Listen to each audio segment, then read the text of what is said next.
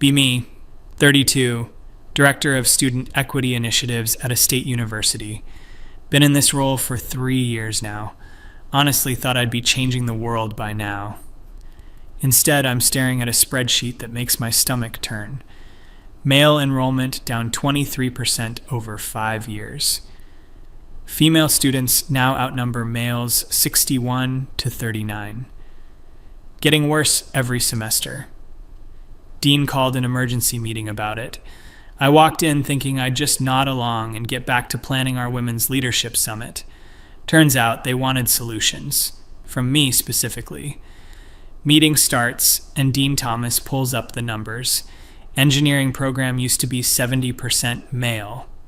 Now it's 54% male, and they're worried it'll keep dropping.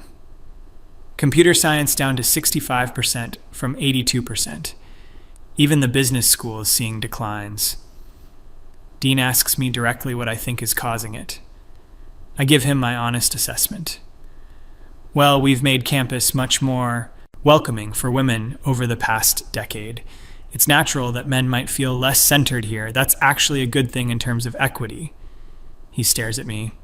Rachel, we're going to have to close programs if this continues. We need tuition revenue from both genders. I feel my face get hot. I think calling it a crisis is premature. Women were underrepresented for decades. Maybe this is just a correction. Provost Maria jumps in. A correction would be 50-50. We're heading towards 65 to 35 based on current trends. That's not equity. That's just inverse inequality. I argue that we should focus on the opportunity this creates for women. The looks I get around the table, like I just suggested burning down the library. Thomas cuts me off. We're forming a task force. You'll be on it. First meeting is Wednesday. Great. Wednesday comes. Task force is me, 2 admissions people, Richard from Student Affairs, and David, some economics professor I've never liked. David always had this condescending energy in faculty meetings. We go around introducing ourselves and our perspectives. When it's David's turn, he pulls out actual research papers. I've been studying this trend nationally. It's not just us. Male enrollment is down across the country, but it's worst at schools that have implemented certain types of programming. He's looking at me when he says it. I ask him what he means by certain types. Well, mandatory orientation modules about masculinity and privilege, for instance. Residential policies that treat male students as inherently more dangerous. Academic programming that consistently frames historical male achievement as suspect. I can feel myself getting defensive. Those programs are evidence-based. They're designed to create safer, more inclusive environments. David nods like he expected this. Inclusive for whom, though? Because the data suggests they're making a significant portion of our potential student body feel excluded. I counter that discomfort isn't the same as exclusion. Men feeling less centered isn't the same as women feeling unsafe. There's a difference between losing privilege and facing discrimination. Richard, who I thought would back me up, actually sides with David. I've been doing exit interviews with male students who transfer out. The word that keeps coming up is unwelcome. They feel like they're constantly being told they're the problem. I jump on this. Maybe that's because statistically, men do commit more violence, more harassment. We have to acknowledge reality. David leans forward. Do you apply that statistical reasoning to other demographics? If a certain ethnicity is overrepresented in campus disciplinary statistics, would you say we should treat all members of that group with heightened suspicion? I feel trapped. That's completely different. Those are racist stereotypes. This is about documented patterns of gendered violence. So, collective judgment is acceptable for gender but not race? The admissions woman, Jennifer, shifts uncomfortably. I try to reframe. We're talking about systemic power dynamics, not individual prejudice. David pulls out a document. Let me read you something from our current freshman orientation manual. This is in the section all students are required to complete. He reads, Men must recognize their role in perpetuating rape culture and take active steps to deconstruct their masculine socialization. He looks up. Can you explain how that isn't treating male students as collectively guilty? I wrote that section. I try to explain the context. It's about awareness. Men benefit from patriarchy whether they want to or not. Acknowledging that isn't an attack. But you're requiring 18-year-old boys to confess to benefiting from a system they didn't create as a condition of attending this university. It's not a confession, it's education. Semantics. The effect is the same, and based on our enrollment numbers, that effect is driving them away. Jennifer mentions something that makes it worse. We've also been tracking social media mentions of our university. There are entire forums of high school boys warning each other not to apply here. My heart sinks, but I stay defensive. So we should cater to misogynists? Let them dictate our values. Richard shakes his head. Rachel, these aren't misogynists. I've read the threads. They're just normal kids who are scared they'll be blamed for things they didn't do. If they're not doing anything wrong, they have nothing to worry about. The silence that follows is deafening. David breaks it. That's literally the logic used to justify every authoritarian overreach in history. Nothing to hide, nothing to fear. I'm surprised to hear it from someone in your position. I'm losing this argument, and I know it. I try another angle. What about the women who finally feel safe here? Should we sacrifice their comfort to maintain gender balance? David doesn't miss a beat. What evidence do you have that current female students feel safer than they did 10 years ago? Do we have data showing reduced assault rates, increased comfort levels, better mental health outcomes? I don't have those numbers ready. He continues, because I do have data. Depression and anxiety rates among our female students are actually higher now than they were a decade ago, despite all our programming. Whatever we're doing, it's not working for anyone. Jennifer adds something that stings. Also, in confidential surveys, female students are increasingly saying they wish there were more male students on campus. They're noticing the gender imbalance too, and many don't like it. I argue that's probably about dating, not academics. So, women's social preferences matter when it comes to having men around, but men's sense of belonging doesn't matter when they say our environment is hostile. Richard puts it even more bluntly. Rachel, I think you need to consider that your perspective might be part of the problem we're trying to solve. I feel attacked. My perspective? I'm trying to protect vulnerable students. But you've defined vulnerable students in a way that excludes half the population by default. You can't protect some students by making others feel unwelcome and then claim you're being equitable. David suggests we look at specific programs. He pulls out a list of every initiative I've implemented. The ally training that requires men to acknowledge their potential to harm. The consent workshops where male students role play as potential aggressors. The residential life policies that assign male students to sensitivity training after noise complaints but not female students. The student org funding formula that prioritizes women-only groups.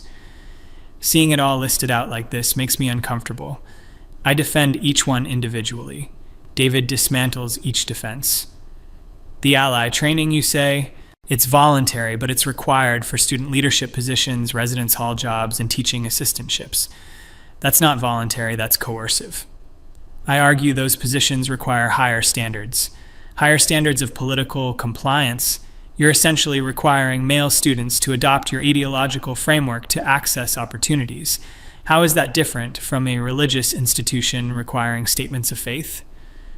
Because this isn't religion, it's ethics. Ethics according to whom? Your particular framework isn't universal truth, Rachel. It's a political position, and you're enforcing it through institutional power. I'm getting frustrated. So, what's your solution? We just ignore sexism, pretend everything is fine. David's response is calm and measured, which makes it worse. No, we address actual incidents with actual evidence. We create genuinely inclusive programming that doesn't assume any student is defective based on their demographics. We stop treating normal adolescent male behavior as toxic unless it actually harms someone. All men benefit from patriarchy. That's not political. That's factual. Even if I grant that claim, which I don't, how does making individual young men confess to benefiting from a system change that system? It doesn't. It just makes them resent you and avoid environments where you have power over them. So we should coddle their fragility. There it is, Richard says quietly. Everyone looks at him. That's the attitude that's killing our enrollment. You just called normal human responses to being stereotyped fragility. You can't insult people into agreeing with you, Rachel. Jennifer brings up something I didn't know about. We've also lost 4 male faculty members in the last 2 years who cited the campus climate in their exit interviews. I knew they left, but not why. What did they say specifically? That they felt constantly under suspicion, that their teaching was scrutinized, that students felt empowered to make bad faith complaints because of the way our policies are worded. I start to argue, but David interrupts. Do you know why I'm on this task force, Rachel? I was asked specifically because 3 years ago, a student filed a Title IX complaint against me for creating a hostile environment for women. Want to know what I did? I wait. I assigned a paper on the gender wage gap and included a reading that questioned some of the methodology of the commonly cited statistics. I didn't even take a position. I just included alternate perspectives. The complaint went nowhere, but I had to sit through an investigation. Do you know what that does to a professor? I try to say Title IX protections are important. They are, but you've created an environment where the process is the punishment, where any male professor or student can be subjected to an investigation based on someone feeling uncomfortable with a perspective they disagree with. Better to overprotect than underprotect. Is it? Because we're not overprotecting. We're creating an environment of suspicion and anxiety that hurts everyone, including the women you think you're helping. Richard agrees. The female students I talk to are stressed about finding internships, managing debt, career prospects. The programming we're offering them is about microaggressions and emotional safety. There's a mismatch.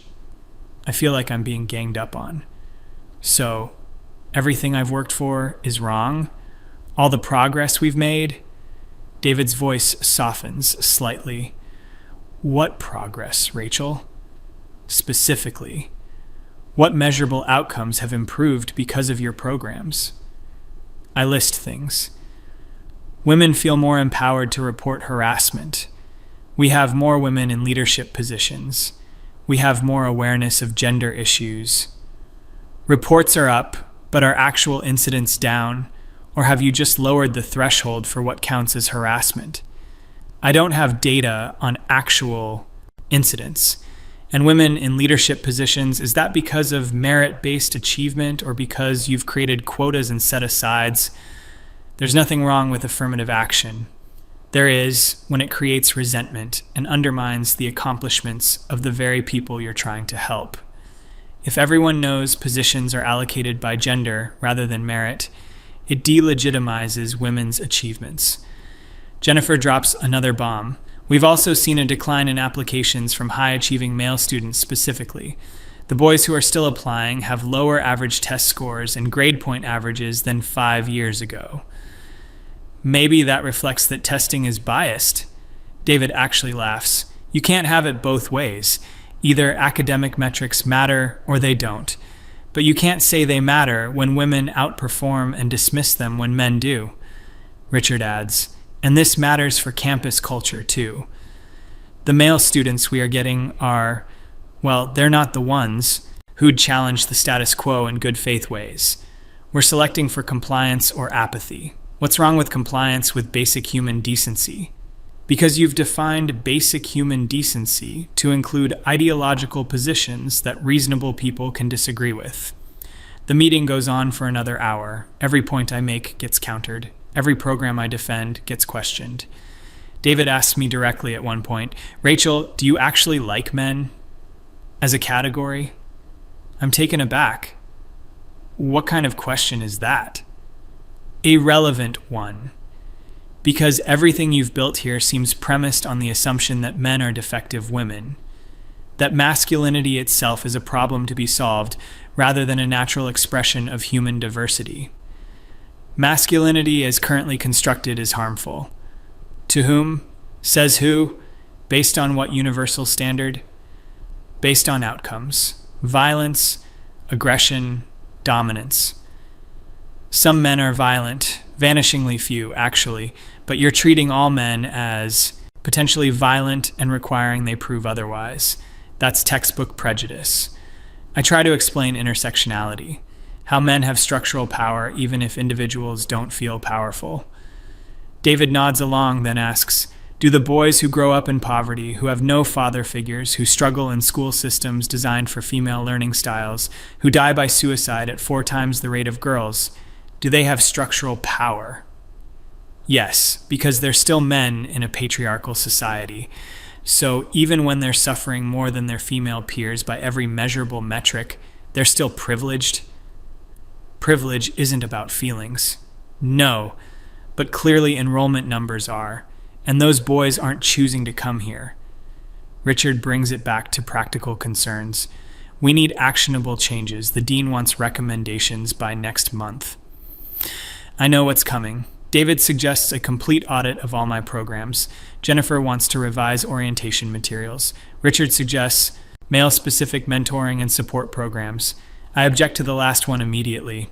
We can't have men-only programs. That violates our equity principles. David's response is icy. We have 17 women-only programs. The Society for Women Engineers, Women in Business, Women's Leadership Initiative, shall I continue? Those address historical underrepresentation. And now men are underrepresented on this campus overall. So by your logic, we should create support structures. It's not the same. Why not? Specifically, logically, why not? I can't articulate it in a way that doesn't sound hypocritical. I try. Because women face systemic barriers. What systemic barriers exist at a university where their 61% of students perform better academically on average and have access to more support programs and scholarships? I mentioned society beyond campus. We're not trying to fix society, Rachel. We're trying to run a university. And at this university, men are now the underrepresented minority.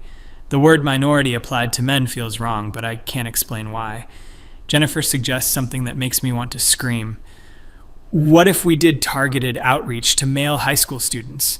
Emphasized programs and majors where men are particularly underrepresented? Like what we do for women in STEM. Exactly. I start to object, but David cuts me off. Let me guess. When we recruit women for engineering, that's correcting inequality. But recruiting men for education or nursing would be reinforcing stereotypes. That is what I was going to say. Those aren't equivalent situations. They are now. Men are 23% of education majors here. Women are 31% of engineering majors. Which is the bigger gap? I hate that math proves him right. The meeting ends with assignments.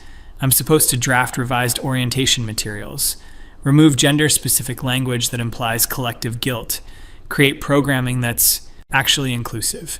I feel like I'm being asked to dismantle everything I built. That night, I draft an email to the dean, explaining why this task force is misguided, how we're capitulating to fragile masculinity, how this will hurt women. I don't send it. I know how it would be received. Next task force meeting is worse. David brings student quotes from those online forums. Reading them out loud is painful. Every orientation session felt like an accusation. I just wanted to study computer science, not apologize for being born male. The RA training made it clear they assumed I was a potential predator. I transferred after 1 semester. I got reported for asking a study group question that made a girl uncomfortable. Nothing happened officially, but everyone looked at me differently after. I argue these could be cherry-picked. They're not. I have 47 similar testimonials just from students who left our university specifically. Richard has his own. I interviewed 12 male students currently enrolled. Want to know what they said? He reads from notes. Most said they keep their heads down. Don't engage in class discussions about anything gender-related. Avoid being alone with female students. Don't join clubs or activities where they might be accused of making someone uncomfortable. That sounds like paranoia. Does it? Or is it rational risk assessment based on the environment we've created? Jennifer shares application trend data. Inquiries from male students are down 31% year over year. When they survey interested students who don't apply, the feedback is damning. Campus culture seems hostile to normal guys. Too politically correct. Feels like you have to walk on eggshells. I argue we don't want students who can't handle basic respect. David's response is sharp. You're conflating disagreement with disrespect. These are 18-year-old kids who want to learn and grow, not constantly prove their ideological purity. No one's asking for ideological purity. Yes, you are. You've created litmus tests for acceptable masculinity. Men who don't perform contrition to your satisfaction are labeled problematic. Richard brings up mental health data I didn't know about. Male students report higher rates of isolation and depression than 5 years ago. Fewer men seeking campus mental health services despite greater need. When asked why, they say they don't trust the counseling center. Why not? I ask. He looks uncomfortable. Because the intake forms ask about toxic masculine attitudes, and several counselors are on record saying they view traditional masculinity as inherently pathological. I helped develop those intake forms. I thought we were being thorough. Identifying harmful thought patterns isn't the same as pathologizing. Rachel, if a counseling center asked about problematic ethnic attitudes or unhealthy feminine traits, you'd rightfully call that discriminatory. This is no different. David suggests we bring in student voices. Next meeting includes a panel. 3 male students who almost transferred, 2 who did transfer and came back. Listening to them is harder than I expected. They're not the stereotypes I had in my head. They're thoughtful, articulate, genuinely hurt. One talks about being told his opinion didn't matter in a sociology class because of his positionality. Another describes being excluded from a study group because the women felt more comfortable without men. A third explains how he stopped raising his hand after a professor praised a female student for making the same point he'd made 5 minutes earlier, adding, "It's good to hear from diverse voices." I ask if they ever considered that maybe they were being sensitive. The looks I get. One responds carefully. "Ma'am, with respect, if women reported feeling excluded and we told them they were being sensitive, what would you call that?" That's different. Women face actual discrimination. And we don't. Being assumed to be dangerous, having our perspectives dismissed because of our gender, being excluded from opportunities, that's not discrimination. I try to explain structural versus individual. He cuts me off politely. "I understand the theory. I took your required orientation, but theory doesn't change the fact that I feel unwelcome at my own university." Another student says something that sticks with me. "I came here excited to learn. I wanted to be challenged, to grow, but instead of being challenged intellectually, I feel like I'm constantly being challenged morally, like I have to prove I'm one of the good ones." David asks him to elaborate. "Every man here feels like they're on probation. One accusation, even unfounded, and your life is over. So we just disengage, keep quiet, don't take risks. It's the opposite of education." Jennifer asks what would make them feel more welcome. The answers are simpler than I expected. Just treat us like individuals, not representatives of our gender. Stop assuming the worst about us. Have some programs that acknowledge our struggles too. Don't make us apologize for existing. After they leave, I'm quiet. I feel like my entire worldview is being challenged, but I'm not ready to concede. Those students are one perspective. What about the women who feel safer now? Richard has been waiting for this. I asked. I surveyed a random sample of 200 female students. Want to know what they said? I brace myself. Most said they didn't feel significantly safer than they imagined they would have a decade ago. Some said the constant focus on danger and victimization actually makes them more anxious.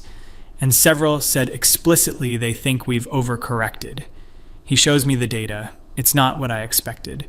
One quote jumps out: "I want to be treated like a capable adult, not a fragile victim who needs constant protection." David circles back to outcomes. Let's say we accept every premise of your worldview. Patriarchy exists, men have structural power, women need support. Fine. Has anything you've implemented actually dismantled patriarchy or empowered women in measurable ways? I list the leadership programs again. He's ready. Your Women's Leadership Initiative has graduated 150 women over 3 years. How many are in actual leadership positions now? I don't know. I looked it up. 12. 8%. Your program is expensive, high profile, and has an 8% success rate at its stated goal. Leadership takes time. Sure, but you're spending significant resources on programming that makes people feel good while ignoring practical barriers like childcare costs, inflexible academic schedules, and lack of professional networking. Jennifer agrees. The female students I talk to want internship connections and job skills, not empowerment workshops. I feel everything I've built crumbling. I try one last argument. Even if the outcomes aren't perfect, we've changed the culture. Women feel more empowered to speak up. Richard responds gently. Rachel, I think you've created a culture where certain women feel empowered to speak up about certain things in certain ways. But you've also created a culture where thoughtful disagreement is labeled problematic, where men are afraid to engage, where intellectual diversity is dying. David adds, and practically you're destroying the university's financial model. We need male students, we need their tuition, we need gender balance for a healthy campus culture. Your programs are actively driving them away. So money matters more than safety? False dichotomy. We can have both, but right now we have neither. We're losing revenue, and our students report higher anxiety. The task force produces recommendations. I'm outvoted on nearly everything. Mandatory orientation modules revised to remove gender-specific blame. Residential policies made gender neutral. Creation of men's support and mentoring programs. Audit of all student organization funding for gender equity. Revision of Title IX procedures to ensure due process. New marketing emphasizing welcome for all students. I write a minority report. It gets ignored. 6 months later, I'm sitting in another meeting. Early enrollment data shows male applications up 12%. Female applications steady. The dean is pleased. Everyone's congratulating the task force. I feel hollow. Everything I believed about creating change has been challenged. I'm supposed to implement programs I fought against, programs that seem to be working. David catches me after the meeting. I know this has been hard for you. I don't want his sympathy. You've dismantled years of work. No, I've helped redirect it. The goal of equity is still there. We're just pursuing it in a way that doesn't alienate half the population. You don't understand what it's like to be a woman in higher ed. You're right, I don't. But you don't understand what it's like to be an 18-year-old boy being told you're inherently problematic. Empathy goes both ways. Rachel. I want to argue, but I'm tired. Tired of being wrong in meetings. Tired of defending programs that don't work. Tired of pretending that declining male enrollment is a victory. I think about those students on the panel, how genuine they seemed, how hurt they were, how I dismissed them initially because it didn't fit my framework. That night, I look at the data again, really look at it. Richard was right about mental health trends. David was right about program outcomes. Jennifer was right about student preferences. The only person who was consistently wrong was me. I built an empire of good intentions with terrible results. I start wondering if I've been the problem all along, not because I'm a woman or a feminist, but because I was so sure I was right that I couldn't see the harm I was causing. I treated young men like problems to solve instead of people to educate. I created safety through exclusion instead of inclusion. I measured success by intentions instead of outcomes. The university moves forward without my vision guiding it. Enrollment stabilizes, campus culture shifts. Students seem more engaged, less anxious. The programs I designed get quietly phased out or radically revised. I'm still the director of student equity initiatives, but equity means something different now, something I'm still learning to accept. I haven't suddenly seen the light. I still believe in many of the principles I started with, but I can't deny the evidence anymore. My approach failed. Worse, it hurt people I never intended to hurt. And I was so convinced of my righteousness that I couldn't see it until the data forced me to look. Sometimes in meetings now, I stay quiet. I listen more than I talk. I ask questions instead of making pronouncements. It's humbling. It's uncomfortable. Maybe that's what growth feels like. Or maybe it's just what losing feels like. I honestly don't know anymore.